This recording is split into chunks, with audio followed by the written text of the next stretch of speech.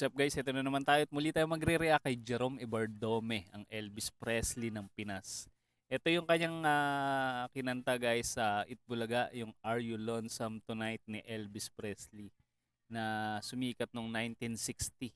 Napaka-classic na kanta nito. Ayan, tingnan natin kung gaano kahusay dito si Jerome.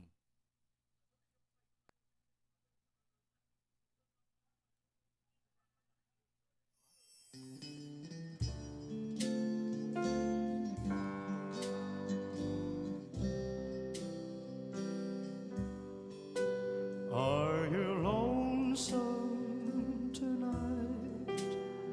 Do you miss me? Grabe, iba ka talaga Jerome. Kilabot yung boses. Unang pasok pa lang ng first stanza talagang maririnig mo na yung boses ni Elvis sa kanya. Galing. Are you sorry we drifted apart?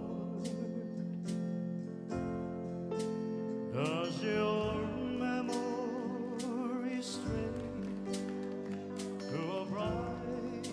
Ilang buwan kaya o ilang taon kaya pinractice ni Jerome yung boses ni Elvis bago niya na talagang napulido yung tunog, yung boses ni Elvis.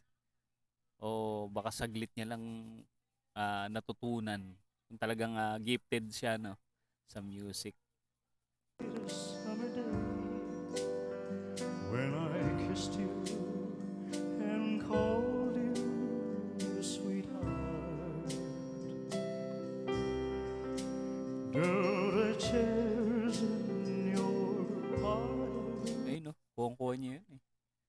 Yung mga ganong style ni Elvis. seem empty and bare? Do you gaze at your doorstep and picture me there? Sa tingin ko pag nag-audition to si Jerome sa America's Got Talent, panigurado to papasa to. Kasi pagka narinig nila yung boses ni Jerome talagang napaka lapit talaga sa boses ni Elvis, talagang mamamangha sila. Is your heart filled with pain? Shall I come back again? Sana umabot sa ganun level si si Jerome, na makita natin siya international. Tell me dear, are you lonesome tonight?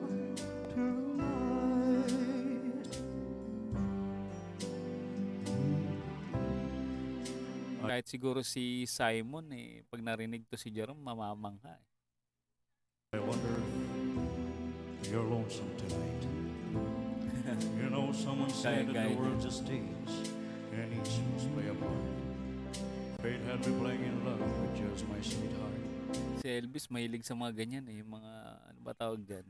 Yung mga nagsasalita habang nasa ano ba tawag diyan sa part na yan sa music. Parang ad-lib din Act one was where we met. I love you at first glance. You read your lines so cleverly. Maraming gumaya sa Pinoy niyan Mga ganyan na style ng music. You seem to change, you acted strange, and why I've never known. Honey, Alam ko nga si Joey De Leon ginagaya yan Yung mga ganyang klaseng eksena ni Elvis. oh honey, you lied when you said you loved me, and I had no cause to doubt you. No, no. Si PJ din ginagaya niya yan. Yung mga ganyan ni Elvis. Pati patilya. You know that I would ever live. Yes, I would rather live with your lies than go on living without you. Eddie Gutierrez, yan. Yung mga umiidolo kay Elvis. Sa pormahan ko ni ni Eddie Gutierrez. Now the stage is bare, and I'm standing there with emptiness all around.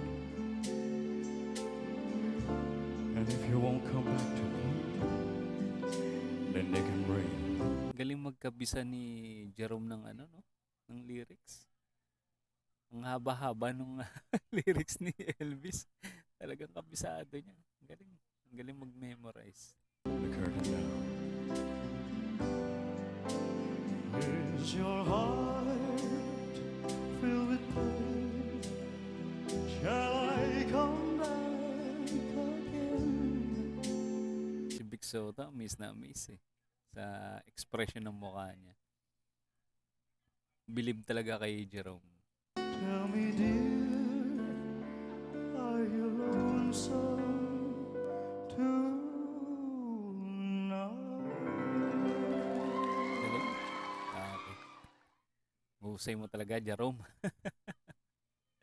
Talagang hanggang ngayon eh, namamangha pa rin ako. Sa tuwing magre-react ako sa'yo, talaga napaka-talented, gifted mo talaga.